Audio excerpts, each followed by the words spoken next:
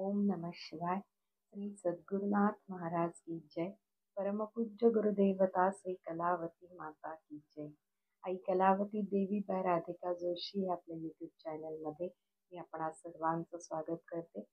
टायटलवरनं तुमच्या लक्षात एवढं आलं नसेल की आज हातची निरोप गुरूंचा म्हणजे नक्की काय. तर सिद्धकला भजनी मंडळाची शाखा चालवताना आपल्या परमपूज्य आईंनी काय मार्गदर्शन केलंय, ती चालवण्यासाठी त्यांची काय आज्ञा आहे आणि त्यांना आवडणाऱ्या गोष्टी कोणत्या आहेत, हे आपण आज व्हिडिओमध्ये बघणार आहोत.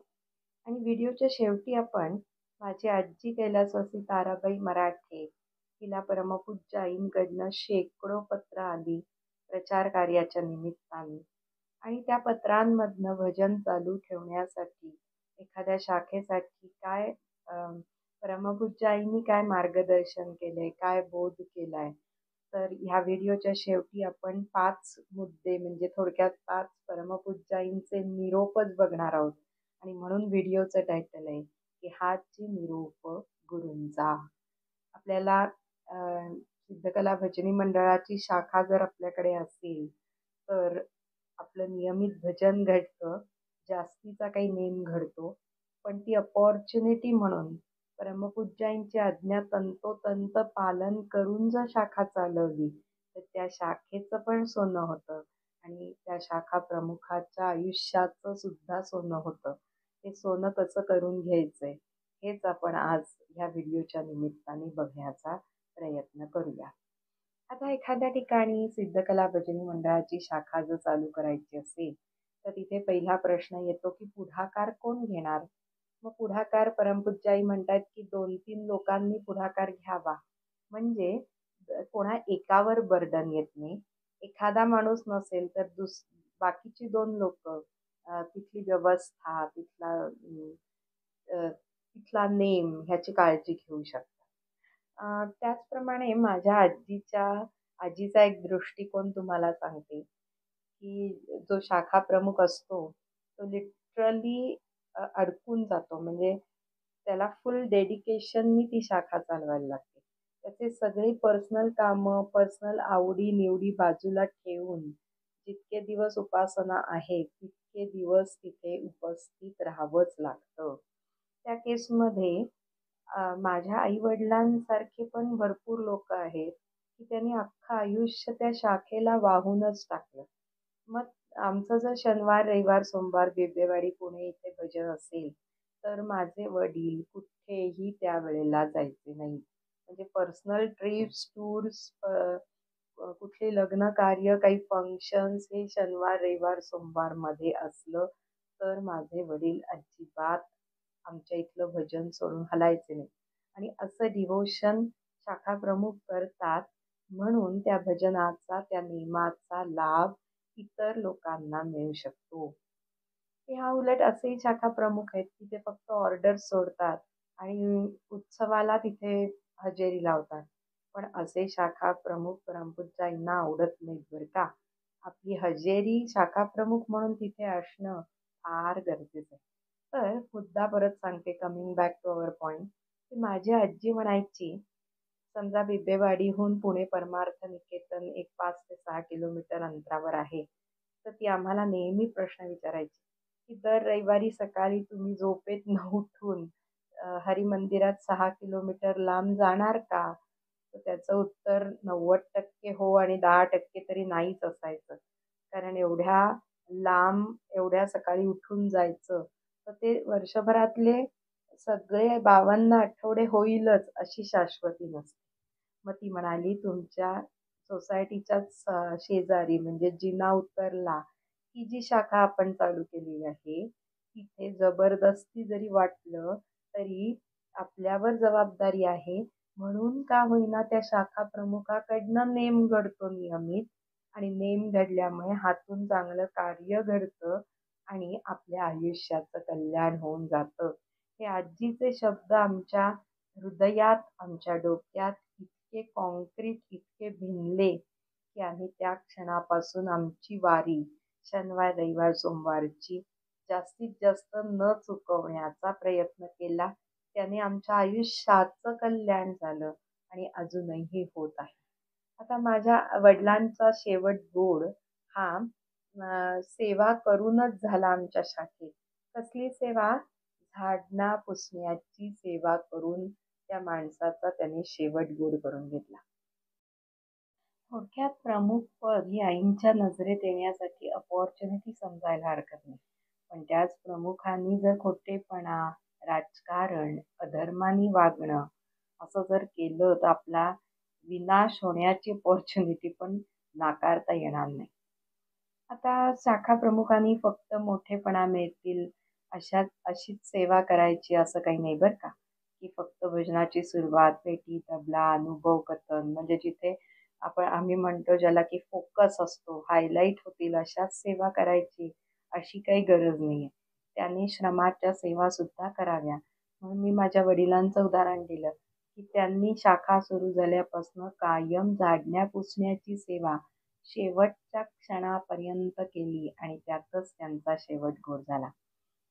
मग तुम्हाला वाटेल की त्यांच्या अंगात अजून काही क्वालिटीज नव्हत्या की काय? तर असं नसून ते उत्तम पेटी वाजवायचे.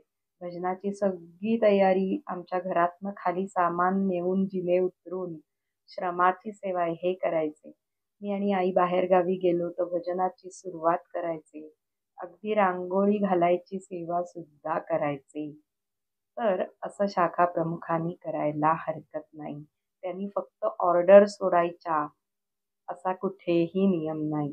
जो ऑर्डर सोडेल त्याचं कल्याण थोडं उशिरा होईल आणि जो राबेल त्याचं कल्याण लवकर होईल. आता महत्त्वाचा मुद्दा दुसरा, की पुढाऱ्यांकडून परमपूज्य आईंनी सांगितलेलं वाक्य सांगतेय. माझ्या बदलचं याच्यात काही नाही. पुढाऱ्यांकडून सर्व प्रकारे प्रामाणिकपणे वागणं घडलं पाहिजे. प्रामाणिकपणा ह्याला अंडरलाईन करा, अगदी हृदयात बिंबवून घेऊया आपण सगळ्यांनी. तसंच दुसरा मुद्दा आईंनी सांगितला, की आईंच्या आज्ञेप्रमाणे वागायची तयारी हवी. नंतर शक्यतो कोणाच्या घरी भजन चालू करू नये असं आई आई नेहमी म्हणायच्या, की मंदिरात चालू करावं, कुठे प्रार्थना हॉलमध्ये चालू करावं. जेणेकरून ते मंदिर ग्राउंड फ्लोअरला असतं. रस्त्यावरनं येणारे जाणारे लोकं सुद्धा भजनाला 5 मिनिटं येऊन बसू शकतात आणि कोणाच्या घरी ठेवलं तर येणाऱ्या माणसाला संकोच होतो. तसंच भजनाची जागा प्रशस्त असावी. त्यानंतर जिथे आपण भजन करतो तिथे बसकुरं घालणं, पेटी तबला ठेवणं, माईक असेल तर माईक, फोटो, हार, रांगोळी हे सगळं भजनाच्या आधी 15 मिनिटं तिथे पूर्ण झालेलं पाहिजे. म्हणजे ती तयारी करून पूर्ण झालेलं पाहिजे. मग नंतर भजन चालू झाल्यावर, ओम नमः शिवाय चालू झाल्यावर तिथे कोणतीही सेवा करताना कोणीही दिसता कामा नये, ही आईंची पद्धत आहे. त्यानंतर 4:30 ते 6 जर भजन असेल तर 4:15ला 15 मिनिटं आधी नामस्मरण सुरू करणं अशी आईंची आज्ञा आहे हां. आईंच्या वेळी आम्हाला काय आईंनी मार्गदर्शन केलंय ते मी तुम्हाला या व्हिडिओमध्ये सांगण्याचा प्रयत्न करते. म्हणजे 4:15ला त्या सुरुवात करणारी भगिनी आली पाहिजे. शक्यतो पेटी, तबला, वाचन करणाऱ्या सेवेकरी सुद्धा आले पाहिजे आणि जे पहिल्या 2 रांगेत बसणाऱ्या 7 करणाऱ्या भगिनी असतात त्यांनी सुद्धा यायचं आहे. त्यांनी शेवटचे अगदी 4 काय म्हणतो आपण 4:28ला सगळ्यांना तुडवत मी कशी पुढे बसते आणि मी किती छान भजन म्हणते असं दाखवत सगळ्यांना तुडवत येणं काही बरं नव्हे. आणि ह्याचा दाखला द्यायचा रेफरन्स तर परमपूज्य आई सगुण रूपात असताना स्वतः जेव्हा भजनाची सुरुवात करायच्या तेव्हा 15 मिनिटं आधी येऊन आसनं स्थवायच्या. हे त्यांच्या वागण्यातनं, त्यांच्या कृतीतनं त्यांनी आम्हाला म्हणजे माझ्या आजीला, आईला दाखवून दिलेलं आहे. आता पुढचा मुद्दा आहे, जिथे नवीन शाखा चालू झाली आहे, तिथे घर बांधण्यापूर्वी पाया जसा मजबूत करतात, त्याप्रमाणे नित्योपासना, बालोपासना आणि सोमवार सायं स्मरण हे भजन ह्या 3 प्रार्थना सर्वांना चांगल्या यायला लागल्या, की मग पुढचे सगळे वार सायंस्मरण, प्रातःस्मरण आणि उत्सव हे यायला, ह्या चाली यायला सोपं जातं. त्यामुळे घाई न करता पाया भक्कम करावा तो पाया म्हणजे बालोपासना, नित्योपासना आणि सोमवार सायं स्मरण असं आईंनी आपल्याला सांगून ठेवलेलं आहे. त्याच्या पुढचा मुद्दा आहे, पुढाऱ्यांनी भजनाच्या चाली व्यवस्थित शिकून घ्याव्या. पुढाऱ्यांबरोबर अजून काही भगिनींनी पण कितीदा काय म्हणायचं आहे, हे पुस्तकावर गिचमिडीत न लिहिता एका स्वतंत्र वहीत लिहावं. असं माझी आई जेव्हा परमपूज्य आईंकडे भजन शिकली ना, तेव्हा परमपूज्य आईंनी तिला सांगितलं होतं. कारण पुस्तकात गिचमिडीत लिहिलेलं नंतर अजिबात कळत नाही. त्यामुळे एक स्वतंत्र वही करावी आणि त्याच्यात सगळे उत्सव कितीदा काय म्हणायचंय हे छानपैकी लिहून ठेवणं गरजेचं आहे. हे आईंचं सांगणं आहे बरं, माझं नाही. त्याच्या पुढचा भजन सुरुवात शक्यतो ज्यांचा आवाज गोड आहे, चांगला आहे, त्यांना स्वरज्ञान आहे, टाळ चांगले वाजवता येत आहे, त्यांना द्यायचं असं आईंची पद्धत आहे. पण एखाद्या शाखेत जर खूप गोड आवाजाच्या भगिनी नसतील, तर वर्षभराची उपासना इतर सगळ्यांना दिली तरी चालेल. पण जेव्हा उत्सव सप्ताह असतो, आपले वर्षभरातले सगळे उत्सव असतात, तेव्हा गोड आवाजाच्या स्वरज्ञान असलेल्या भगिनींना जर भजन म्हणायला दिलं, तर उत्सवाचं सप्ताहाचं भजन चांगलं होऊन नवीन येणारे लोकांना भजनाची गोडी लागेल. परमपूज्याईंनी इतक्या सुंदर चाली डिझाईन केलेल्या आहेत. त्याचं 50% तरी लोकांपर्यंत पोहोचवण्याच्या उद्देशाने स्वरज्ञान असलेल्या गोड आवाजाच्या भगिनींना भजन दिलं, तर नवीन लोकांना भजनाची गोडी लागू शकते आणि त्यामुळे उपस्थिती वाढू शकते. हा सिंपल त्याच्यामागे हेतू आहे आणि अतिशय उदात्त हेतू आहे. त्यानंतर अगदी तसंच पेटी तबल्याच्या सेवांचं पण, की वर्षभर नियमित भजनाला शिकाऊ पेटी तबलेवाले नक्की चालतील त्यांना प्रॅक्टिस होण्यासाठी.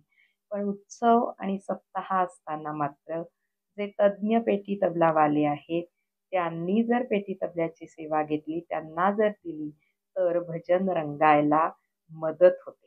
त्याच्यानंतर वाचन सेवेसाठी परमपूज्य आईंची कंडिशन ही आहे, की वाचणाऱ्याचा आवाज मोठा आणि उच्चार स्पष्ट हवे. आवाज मोठा ह्यासाठी, की काय वाचन चाललंय म्हणजे त्या वाचनात इतर लोकांना खिळवून ठेवण्यासाठी वाचन काय चाललंय हे प्रत्येकाला ऐकू गेलं पाहिजे. आणि उच्चार स्पष्ट म्हणजे मराठी येणं आवश्यक आहे असाच त्याचा अर्थ झाला. कारण सध्याच्या लोकांना, मुलांना, तरुण पिढीला परमपूज्य आईंच्या वाङ्मयातील उच्चार करायला जमत नाहीत असं आमचं निरीक्षण आहे. त्यामुळे मराठीचं प्रभुत्व असणं सुद्धा गरजेचं आहे. तरच आपल्याला त्याचे प्रोनाउन्सिएशन चांगले येतील. आणि आवाज लहान का नको? कारण लोकांना ऐकू गेलं पाहिजे. लोकांना ऐकू गेलं नाही तर त्यात इंटरेस्ट संपतो. इंटरेस्ट संपला की ते वाचन म्हणजे एक इंटरव्हल समजलं जातं आणि तसं होऊ नये म्हणून आवाज मोठा आणि उच्चार स्पष्ट ही महत्वाची कंडिशन परमपूज्याईंची आहे बरं. माझ्या पदरचं ह्याच्यात काही नाही. त्याच्यानंतरचा मुद्दा येतो पहिल्या 2 ओळीत. शक्यतो भजन येणाऱ्या, ज्यांनी भजन शिकलेलं आहे, ज्यांचा आवाज मोठा आहे, ज्या उत्तम साथ करतात, अशा भगिनींनीच पहिल्या 2 ओळीत बसावं. जेणेकरून सुरुवात करणाऱ्याला साथ मिळते भजन म्हणायला आणि त्या साथ मिळाल्यामुळे भजन रंगतं बरं का. कोणाची एकटी लता मंगेशकर येऊन भजन रंगू शकत नाही.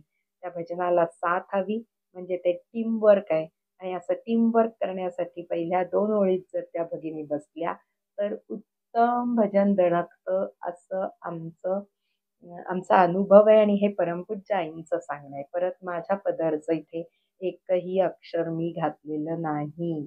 त्यामुळे कोणीही असा वेगळा अर्थ काढू नये.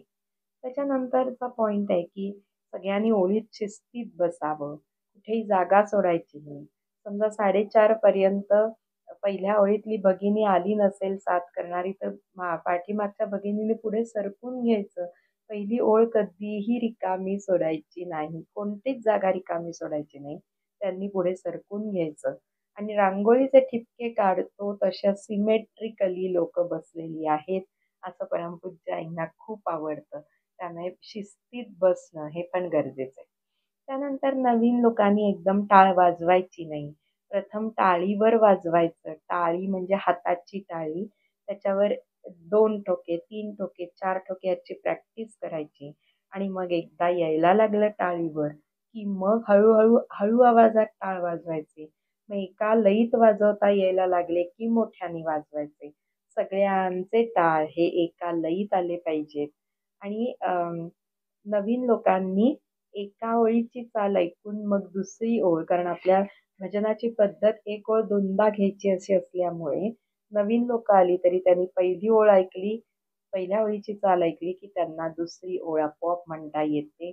अशी परमपूज्य आईंच्या भजनाची जादू आहे.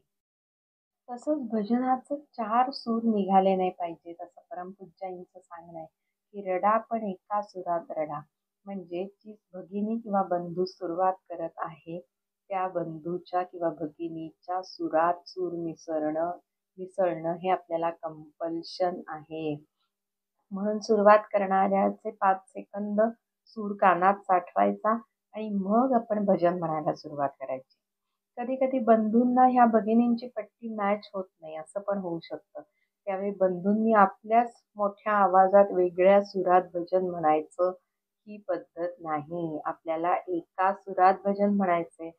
जर 4 सूर निघाले तर त्या भजनाचा बेरंग होतो. ही पण महत्त्वाची सूचना सगळ्यांनी पालन केली पाहिजे. तरच भजनाचा आनंद मिळतो. त्याच्यानंतर सुरुवात करणाऱ्यांनी शक्यतो एका पट्टीत भजन करण्याचा प्रयत्न करावा. उत्सव आणि सप्ताहामध्ये ज्या बंधू-भगिनी सुरुवात करायला येतात, ज्यांचा आवाज चांगला आहे, त्यांनी नियमित वर्षभराच्या उपासनेमध्ये सुद्धा सहभागी होणं हे बंधनकारक आहे. मी फक्त उत्सवाला येऊन भजन सुरू करणार आणि मोठेपणा घेणार ह्याला महत्त्व नाही. आपल्या वर्षभराची उपस्थिती सुद्धा बंधनकारक राहते. उत्सव मूर्तींना तिथे काहीही महत्त्व नाहीये हां, परमपूज्यांकडे. त्याच्यानंतर वाचन, समजा भजन म्हणतोय आपण, तर भजनाचं पुस्तकात बघून भजन म्हणणं गरजेचं आहे. का बरं? अशी अनेक उदाहरणं आहेत, की भजन येत असो न येत असो.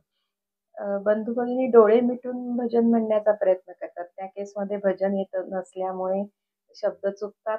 सुरुवात करणाऱ्याला पण डिस्टर्ब होतो आणि मन झोपेकडे जातं डोळे बंद केल्यामुळे. आपली एवढी योग्यता, एवढी लेव्हल नाही झालेली, की आपण भजन डोळे बंद करून 1.5 तास म्हणू शकू.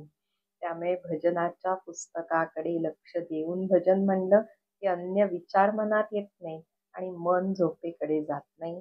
हे 2 महत्त्वाचे मुद्दे आहेत. आता वाचन कधी करायचं? तर सकाळच्या प्रातस्मरणाच्या भजनात जगदीशानंतर आणि संध्याकाळच्या भजनात उपेंद्रानंतर वाचन करायचंय. ते किती वेळ करायचे ह्याचं मार्गदर्शन पण परमपूज्य आईंनीच केलेलं आहे. तसंच पुस्तकांचा क्रम काय असला पाहिजे, वाङ्मयाचा वाचताना क्रम काय असला पाहिजे, तो क्रम पण चरित्रात दिलेला सगळ्यांनी नक्की चेक करा. त्यानंतर महत्त्वाची सूचना, की भजन संपलं की ओम नमः शिवाय म्हणत भजनाचा आनंद घेत थेट घर गाठायचंय. तिथे गॉसिपिंग करायचं नाहीये, मैत्रिणीशी गप्पा-टप्पा करायच्या नाहीयेत. आणि तसं का करायचंय ह्याच्या मागचं कारण परमपूज्यानी चरित्रात प्रवचनात दिलेलं आहे आणि हाच अभ्यास आहे आणि हेच महत्त्वाचे मुद्दे अंडरलाईन करून व्हेरी इम्पॉर्टंट म्हणून त्याचं चिंतन, मनन आणि आचरण करायचं असं परमपूज्याई सांगायच्या. तर परमपूज्याईंनी चरित्रात काय लिहिलंय, की समजा ओम नमः शिवाय म्हणत घरी गेलो नाही, मध्ये गॉसिपिंग करत राहिलो, तर त्या केलेल्या 1.5 तासाच्या भजनाचं फळ मिळत नाही. आणि आपलं तोंड बंद नसल्यामुळे आपण गॉसिपिंग, चर्चा, गप्पा-टप्पा करत राहतो आणि म्हणूनच आज 50 वर्ष भजन करून आपल्याला फळ मिळालं नाही. हे सिंपल कारण आहे. असाच अभ्यास करा वाङ्मयाचा आणि त्यातनं जे पॉइंट्स मिळतील ते आचरणात आणण्याचा प्रयत्न करा. आमच्या पुणे बिबवेवाडी शाखेत ही पद्धत माझ्या आईमुळे आम्ही अजूनही राबवत आहोत. कोणीही भजन झाल्यावर गप्पा-टप्पा मारत तिथे उभं राहत नाही. आम्ही सगळेजण ओम नमः शिवाय शेवटपर्यंत म्हणतो आणि थेट घरी निघून येतो. असं सगळ्या शाखेत झालं तर परमपूज्य आईंना खूप आनंद होईल आणि आपल्याला त्या केलेल्या भजनाचं फळ 100% मिळेल. हा आपला स्वार्थ असला पाहिजे त्यामध्ये. पुढचा मुद्दा आहे शाखा. आता हे सगळे झाले आईंच्या पद्धती. हां. आता आपण बघणार आहोत की शाखेत खेळीमेळीचं वातावरण ठेवण्यासाठी कोणत्या गोष्टी महत्त्वाच्या आहेत ते पण आपण बघणार आहोत. सर्वप्रथम शाखा चालवणं किंवा सप्ताह करणं हे एक टीमवर्क आहे, असं शाखा प्रमुखांनी मान्य केलं पाहिजे. कारण शाखा कधीच कोणा एकट्या माणसामुळे चालूच शकत नाही. एकटा माणूस सगळ्या सेवा करू शकत नाही. म्हणजे 4 लोकं मदतीला लागतात. त्यामुळे सगळं काही पुढारी करतोय हा अहंकार नसावा. शाखा दिवसेंदिवस त्याची प्रगती, ग्रोथ होण्यासाठी, शाखेतील उपस्थिती टिकून मेंटेन राहण्यासाठी खालील गोष्टी मी काढलेल्या आहेत त्या खूप इम्पॉर्टंट वाटतात. मेन म्हणजे शाखा प्रमुख मी सगळं करतोय हा अहंकार नसून हे टीमवर्क आहे ह्याचा ॲक्सेप्टन्स शाखा प्रमुखाकडे असावा. त्याप्रमाणे त्याचं वागणं झालं पाहिजे. संकुचित मनोवृत्ती नसावी. फक्त माझ्या जवळच्याच लोकांना सेवा देणं असं न घडता टॅलेंट असेल त्या सर्वांना समान संधी दिली गेलीच पाहिजे. आणि ज्यांनी उत्तम सेवा केल्यात त्यांचं ॲप्रिसिएशन झालं पाहिजे. ज्यांच्या सेवेत थोडंसं चुकलंय त्यांना मॉरल डाऊन न होता त्यांना थोडं चेअरअप करण्यासाठी मोटिवेट करणं हे शाखा प्रमुखाचं काम आहे. तरुण लोकांना संधी देणं, फक्त जुन्याच भगिनींनी सगळ्या सेवांचा कब्जा न घेता तरुण पिढीला संधी देणं. संधी दिली तर मोटिवेशन मिळेल. मोटिवेशन मिळालं तर उपस्थिती वाढते. हे माझ्या डोळ्यासमोरची उदाहरणं आहेत म्हणून मी एवढं तळमळीने तुम्हाला सांगते. तर पुढाऱ्याचा आवाज चांगला नसतो काही काही वेळेला. त्या केसमध्ये माझ्यापेक्षा समोरच्या व्यक्तीचा आवाज चांगला आहे, तर तिला उत्सवाच्या सप्ताहाच्या भजनाची सुरुवात करू दे. हा मोठेपणा मनाचा असलाच पाहिजे. तिथे हा हट्ट नको की मी शाखा प्रमुख आहे म्हणून मीच माईक घेणार. हा हट्ट नको. भजन चांगलं झालं तर उपस्थिती वाढते. हे 100% लक्षात ठेवा हा फॉर्म्युला. त्याच्यानंतर कोणाचं काही चुकलं तर शाखा प्रमुखांनी त्याला एकट्याला घेऊन, बाजूला घेऊन अतिशय प्रेमाने मन न दुखवता 2 वेळेला चूक झाली, 3 वेळेला, 4 वेळेला त्याला सतत सांगितलं पाहिजे की ही अशी चूक परत होता कामा नये. हे प्रेमाने सांगितलं गेलं पाहिजे. त्याचं मन दुखावलं तर ती व्यक्ती भजनाला यायचं बंद करते आणि अशी उपस्थिती हळूहळू कमी होते. त्यानंतर एखादी व्यक्ती बघा शाखेमध्ये असं आता जेवढी माणसं तेवढी प्रवृत्ती असतेच त्यांची. त्याने एखादी व्यक्ती मनाने चांगली नसते, थोडी दुष्टपणा करणारी असते. तर त्या व्यक्तीला सुद्धा आपल्या शाखेत व्यवस्थित संधी देऊन, पण ती इतर आपल्या शाखेचं वातावरण कलुषित करणार नाही ह्याची काळजी घेऊन एका अंतरावर ठेवून तिला मॅनेज करणं. नाहीतर एक आंबा कुसका अख्खी पेटी नसवतो. त्याप्रमाणे ही ट्रिक, ही नॅक, ही मॅनेजमेंट स्किल्स त्या शाखा प्रमुखाकडे त्या दुष्ट व्यक्तीला न दुखवता करता आली पाहिजे. हे मॅन्डेटरी आहे. म्हणजे शाखेचं वातावरण चांगलं राहतं आणि ती व्यक्ती पण दुखावली जात नाही. असं मॅनेज करावंच लागतं आपल्याला सर्वांना पुढे घेऊन जाताना. त्याच्यानंतर शाखा प्रमुखांनी कोणाशीही जवळीक करायची नाही बरं का. कोणाचाही मिंदेपणा घ्यायचा नाही. चहाचं ओशाळं असता कामा नये. नाहीतर मी जर एखाद्या माझ्या मैत्रिणीची मिंदेगिरी असेल, माझ्यावर काही उपकार असतील, तर मी शाखा प्रमुख म्हणून माझ्या मैत्रिणीची चूक पदराखाली घालणार. मला तिला सांगायला तेवढा अधिकार राहणार नाही. त्याने शाखा प्रमुखाचं कॅरेक्टर हे अतिशय क्लीन असणं गरजेचं आहे. जेणेकरून आपल्या वागण्याने परमपूज्य आईंना कमीपणा येणार नाही. आपण रिप्रेझेंटेटिव्ह म्हणून काम करतोय परमपूज्य आईंचं त्या शाखेत, म्हणून आपलं कॅरेक्टर क्लीन असणं, कुठेही चहाचा ओशाळा नसणं म्हणजे मिंधेपणा नसणं, तरच मी माझ्या जवळच्या व्यक्तीची चूक झालेली असताना सुद्धा तिचे कान धरू शकते. नाहीतर त्या शाखा प्रमुखात ग्रुपिझम होतो आणि आपल्या जवळच्या लोकांना त्यांच्या चुका नजरअंदाज करून हळूहळू चुका एवढ्या वाढायला लागतात की ती शाखा आउट ऑफ कंट्रोल जाते आणि ह्याची कारणं मुळापासनं मी त्याचा अभ्यास केलाय, म्हणून मी हा व्हिडिओ टाकते. त्याच्यानंतर महत्त्वाची गोष्ट म्हणजे शाखेत राजकारण नको. बिबवेवाडी पुणे शाखेत जर कोणत्याही क्षणी येऊन कोणत्याही माणसाला माझ्या अनुपस्थितीत विचारलं की राधिकाताई राजकारण खेळतात का? तर तुम्हाला नाही हे उत्तर मिळेल. कारण माझ्या आई-वडिलांची ती शिकवणूक आहे. तीच आम्ही पुढे फॉलो करत आहोत सगळेजण. आमचे बंधू-भगिनी अतिशय निर्मळ आहेत, म्हणून हे शक्य होतंय. आणि जिथे अशी शक्यता वाटते की तिथे लगेच ते ठेचलं जातं. अतिशय युक्तीने हे पण काम केलं जातं. त्यामुळे राजकारण न खेळता शाखा चालवणं हे परमपूज्य आईंना आवडतं. हे माझ्या आईमुळे शक्य झालं. कारण माझ्या आईला सगळ्याचं ट्रेनिंग अगदी स्वयंपाकापासून भजन शिकवणं, हार करणं, शाखा चालवणं, लोकांशी डील करणं, हे व्यवहारात, संसारात कसं वागायचं, स्वयंपाक कसा करायचा हे सगळं ट्रेनिंग परमपूज्य आईने दिलं. तिने आमच्या शाखेत अप्लाय केलं आणि त्यामुळे आमची शाखा गर्वाने आम्ही सांगू शकतो की माझ्या अनुपस्थितीत येऊन जरी विचारलं तरी राजकारण खेळल्याचं कोणीही सांगणार नाही. सोशल मीडियावर हे सांगायला खूप गट्स लागतात, खूप धैर्य लागतं आणि ते खरं असल्याशिवाय मी काय आजूबाजूच्या लोकांना पैसे देऊन मॅनेज केलेलं नाहीये ना हा व्हिडिओ करण्याच्या आधी, की तेवढं कोणी आलं तर सांगा माझ्या बाजूने. तसं केलेलं नाहीये. त्यामुळे मी एवढ्या कॉन्फिडेंटली, एवढ्या डेअरिंगनी सोशल मीडियावर हे वक्तव्य करत आहे. त्यामुळे सगळ्या शाखेत राजकारण नसणं. समजा राजकारण केलं तर मग पारमार्थिक प्रगती कशी होणार? हा सिंपल प्रश्न मी तुम्हाला सगळ्या शाखा प्रमुखांना विचारू इच्छिते आणि त्याचं उत्तर तुम्ही त्याचं आत्मचिंतन करून मिळवा आणि जर काही राजकारण होत असेल तर ते ताबडतोब बंद करा. त्यानंतर चुकीच्या पद्धती, बेशिस्त वागण्याला वेळोवेळी जर तिथे युक्तिप्रयुक्तीने ठेचून काढलं तर ती कीड वाढत नाही आणि परत तसा पायंडा पडत नाही. मग तिथे जवळची व्यक्ती माझी मैत्रीण असेल तरी मी सांगायला पाहिजे आणि दूरची व्यक्ती असेल तर प्रेमाने सांगा. उलट मी जवळच्या व्यक्तींना थोडंसं अधिकाराने रागावून सांगू शकते अहो, माझ्या जवळच्या ज्या मैत्रिणी आहेत.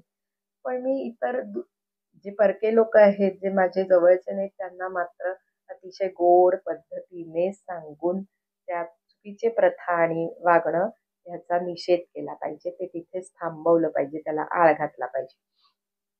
पुढचा मुद्दा आहे शाखा प्रमुखांनी मेंटल टॉर्चर करायचं नाही सेवेकऱ्यांचं. सेवेकरी आपली सेवा करत नसून परमपूज्याईंची सेवा करायला येतायत. त्यामुळे आपल्याला त्यांचं मन दुखवायचा, त्यांना त्रास द्यायचा, त्यांना मानसिक टॉर्चर करायचा कुठलाही अधिकार नाही. कोणाचंही मन दुखवायचं नाही. आपल्यामुळे आपल्या घरातल्या पण मंडळी येत नसतात भजनाला. त्यामुळे आपल्यामुळे कोणीही भजनाला येत नसून परमपूज्य आईमुळे, त्यांच्या प्रेमामुळे सगळेजण भजनाला येतायत आणि आपल्या दुखवण्यामुळे जर भजनाला येणं बंद केलं तर त्याचं मोठं पाप आपल्या डोक्यावर बसतं. हे सगळ्यांनी याचा विचार करा. सगळ्या शाखेमध्ये 19-20 प्रमाणात, थोड्या थोड्या अधिक प्रमाणात हे चालू आहे. म्हणून मी कळकळीने सांगते, आपल्याला पुण्य हवं असेल, आपला हा जन्म सार्थकीला व्हायचा असेल, परमपूज्य आईंना आवडेल असं वागणं ठेवायचं असेल, परमपूज्य आईंचा आशीर्वाद मिळून आपला सुखसमाधान मिळवायचं असेल तर राजकारण नको, मेंटल टॉर्चर करू नका, कोणाचंही मन दुखवू नका. त्याच्यानंतर पैशांचा व्यवहार हा महत्वाचा मुद्दा येतो. पैशांचा व्यवहार अतिशय ट्रान्सपरंट असायला पाहिजे. प्रत्येक वेळेला उत्सव किंवा कोणताही सप्ताह झाला तर त्याचा हिशोब ठेवला गेला पाहिजे. हावरेपणाने येतात तेवढे पैसे शाखा प्रमुखांनी घ्यायचं कारण नाही.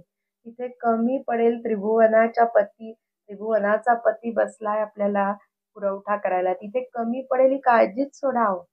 म्हणजे जितकं येतं तिथे घेत राहायचं नाही शाखा प्रमुखांनी हावरेपणाने. बरं, कोणाकडेही पैशाची मागणी करायची नाही. नाहीतर शाखा प्रमुख असं सांगतात की अहो तुम्ही प्रसाद देऊ नका, त्याच्याऐवजी पैसेच द्या. अजिबात हे सांगायचं नाही. हे चुकीचं आहे. आईंच्या इथे हे अतिशय चुकीचं आहे. त्यामुळे असं कोणीही करू नका ज्याने आईंच्या नावाला काळिमा फासेल. आईंना पैसे पैशाची मागणी करणं हे आईंच्या इथे अजिबात आईंना न आवडणारी गोष्ट होती. आमच्याकडे असंख्य पत्र त्यासाठी आहेत, तर त्यामुळे तुम्ही असं कोणीही करू नका. त्यानंतर अ, आईंच्या वेळी सुद्धा ज्यांनी फ्रॉड केलेला आहे ना, त्या शाखा प्रमुखांची नंतर दे माय धरणी ठाय झालंय. अतिशय दयनीय अवस्था होते बरं देवाच्या इथे चोरी केल्याने. त्यामुळे असं कोणीही करू नका. त्या शाखेच्या पुढाऱ्यांनी त्यांच्या इथे जे मार्गदर्शन करायला येतायत, त्यांना हिशोब दाखवणं हे बंधनकारक राहील. मी देवाला वेळ देतो म्हणून आईंचे पैसे वापरू शकतो, ही वृत्ती स्वतःला रसात तळाला नेणारी ठरेल. त्यामुळे आत्ताच सावध व्हा आणि ट्रान्सपरन्सी मेंटेन करा. आईनी पत्रसंग्रहात बोध केलाय, की भजनापासून प्रगती होण्यापेक्षा भजनात पैशाची आशा वाटू लागल्यामुळे दुर्गुण बळावत चालले आणि त्यामुळे संसारातला त्रास वाढू लागलाय. ही सूचना पत्रामध्ये 25/10/1968 सालचं पत्रसंग्रहात पान नंबर 47 वर आहे. सगळ्यांनी ज्यांच्याकडे असेल त्यांनी मन लावून वाचा आणि आईंच्या आज्ञेत वागण्याचा प्रयत्न करा. त्या पुढचा मुद्दा आहे की शाखा प्रमुखाची हजेरी ही वर्षभर बंधनकारक आणि गरजेची आहे. सतत सर्व गोष्टींवर त्याचा वॉच हवा. सतत रिव्ह्यू घेतला गेला पाहिजे. काही चुकत असेल त्याच्या करेक्शन्स केल्या गेल्या पाहिजे. नाहीतर शाखा प्रमुख उत्सव टू उत्सव येताना दिसतात. तसे उत्सव मूर्ती आपल्याला शाखा प्रमुख म्हणून नकोत. त्याचं सगळ्यांनी नोंद घ्या इथे. त्यानंतर वय झालेल्या शाखा प्रमुखांनी जबाबदारी तरुण पिढीवर हँडओव्हर करायला अजिबात हरकत नाही. त्याने काय होईल की तुमच्या अनुभवाचा फायदा म्हणजे तुम्ही गाईड करा, अनुभवाचा फायदा करून घेता येईल त्या पुढच्या पिढीला आणि दुसरी फळी तयार होईल. नाहीतर कित्येक केसेसमध्ये प्रचार कार्याची सेवा केली त्यांनी पण पुढची फळी तयार झाली नाही. खूप शाखा 70-75 पर्यंत शाखा प्रमुख बदलत नाहीत. त्याच्या पुढची फळी तयार होत नाही आणि मग त्या एका माणसामुळे सगळं अडतं आणि इतरांना काहीही ट्रेनिंग न दिल्यामुळे हळूहळू ते कामकाज चालवण्यासाठी खूप प्रश्न निर्माण होत होता. असं होता कामा नये. मरेपर्यंत मी हे पद सोडणार नाही हा ॲटिट्यूड चांगला नाही. तो घातक ठरेल शाखा चालवण्याच्या दृष्टीने. तसंच शाखात राजकारण करून दिवसेंदिवस मन दुखावल्यामुळे उपस्थिती कमी झाल्याची असंख्य उदाहरणं आहेत आणि ह्याचं कारण आईंनी सांगितलेलं आहे की गुरूंचा धाक बाळगला नाही. गुरूंना प्रत्येक गोष्ट करताना आई बाप्पांना आवडेल का हा विचार केला तर धाक राहून राजकारण कुरघोड्या राग द्वेष होण्याचं कारणच उरणार नाही. म्हणून प्रत्येकाने आपण शाखा प्रमुखांनी प्रत्येक कृती परमपूज्य आईंना आवडेल का ह्याचा विचार करायचा आणि मगच माणसांशी त्याप्रमाणे डील करायचं म्हणजे बोलायचं वागायचं. परमपूज्य आईने किती सोपं सांगितलंय बघा की एखाद्या समजा कुठल्या मंदिरात साईबाबांच्या दत्त महाराजांच्या मंदिरात भजन चाललंय तर तिथल्या ट्रस्टींना आवडत नसेल तर माझा फोटो पण ठेवू नका. त्यांना आवडत नसेल तर ओम नमः शिवाय पण म्हणू नका. त्यांना आवडत नसेल तर परमपूज्य गुरुदेवता श्री कलावती माता की जय जयकार पण करू नका पण भजन करा. इतकं सोपं सांगणारा गुरुच आपल्याला खूप अभावाने आढळेल आणि तो आपल्याला तो सापडलेला आहे. तर त्यामुळे आपल्या जन्माचं सार्थक करून घ्यायच्या मागे लागूया ना की राजकारण आणि कुरघोड्या रागद्वेष. त्याच्यानंतर आईंना कसं वागणं अपेक्षित आहे ते आपण पत्रसंग्रहाच्या रेफरन्स मधनं हाची निरोप गुरूंचा माझ्या आजी आजोबांना पत्राच्या द्वारे काय मार्गदर्शन केलंय. परमपूज्य आई नेहमी म्हणायच्या की हे पत्र फक्त मराठ्यांना नसून हा बोध सगळ्यांना अप्लाय होऊ शकतो, सगळ्यांना ऍप्लिकेबल आहे. त्यामुळे ते 5 निरोप आपण आता शेवटच्या 5 मिनिटात बघणार आहोत की काय निरोप आहे तो गुरूंचा आणि कसं वागण्याचा प्रयत्न करणार. पहिला मुद्दा आहे आईंना काय आवडतं ते 4/8 म्हणजे 4 ऑगस्ट 1961चं पत्र आहे.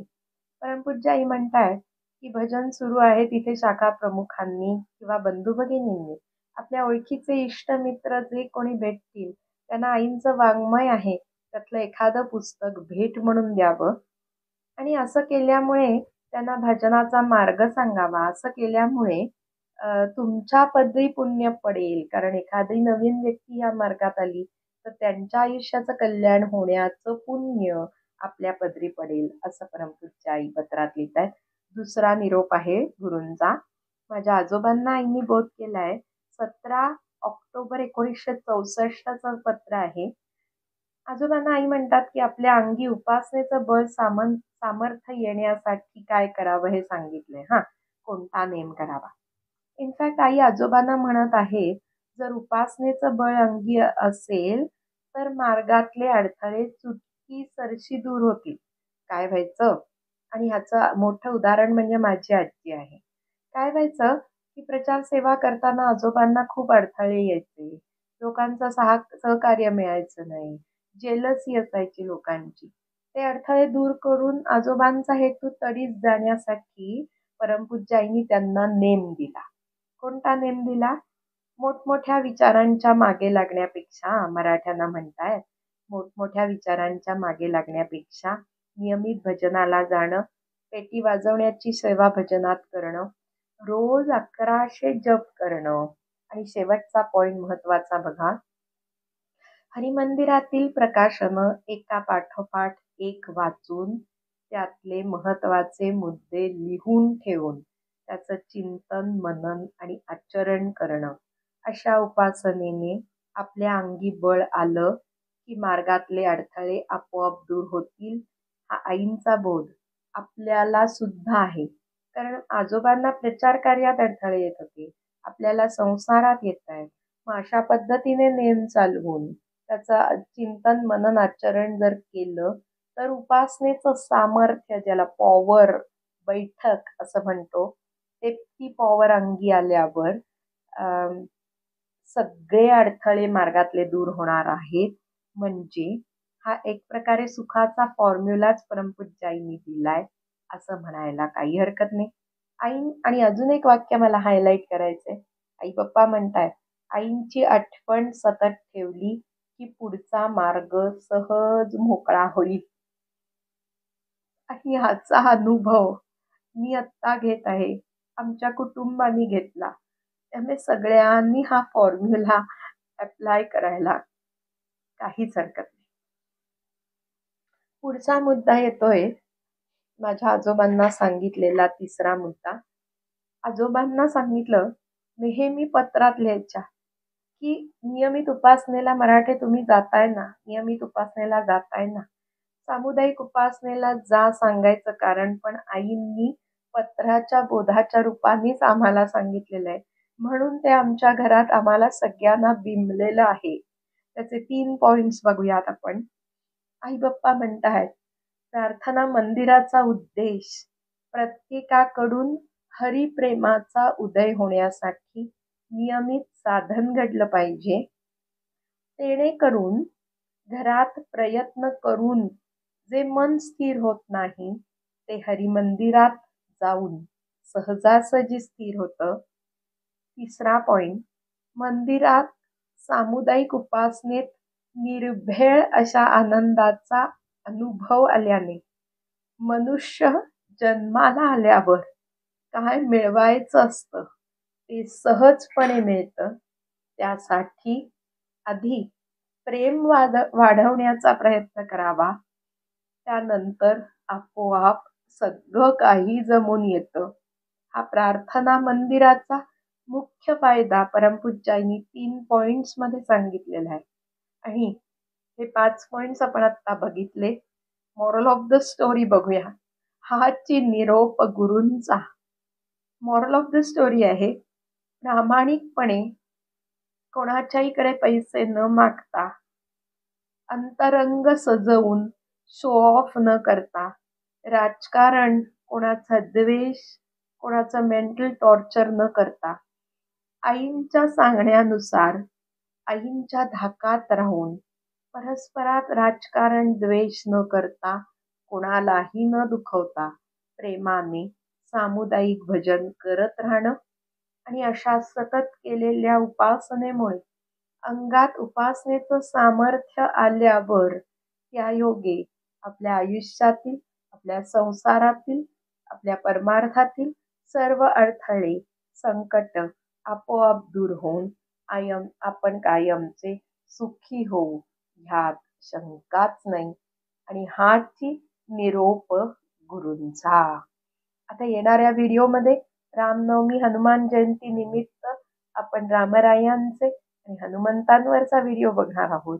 पण त्यानंतर मला अशी एक आयडिया सुचली की हाची निरोप गुरूंचा ही सिरीज जर आपण पुढे कंटिन्यू केली आणि आम्हाला आलेल्या परमपूज्याईंच्या पत्रातली मोजका बोध मी जर एका व्हिडिओमध्ये 2-3 पत्रांमधला तुमच्या पुढे ठेवला तर तुम्हाला moral of the story, very important points कसलाही अभ्यास न करता तुमच्या समोर राहतील आणि त्याचा तुम्हाला स्पून फिडिंग सारखा म्हणजे आयता बोध समोर कोणतेही कष्ट न घेता समोर ठेवल्यामुळे तुम्हाला सोपं जाईल.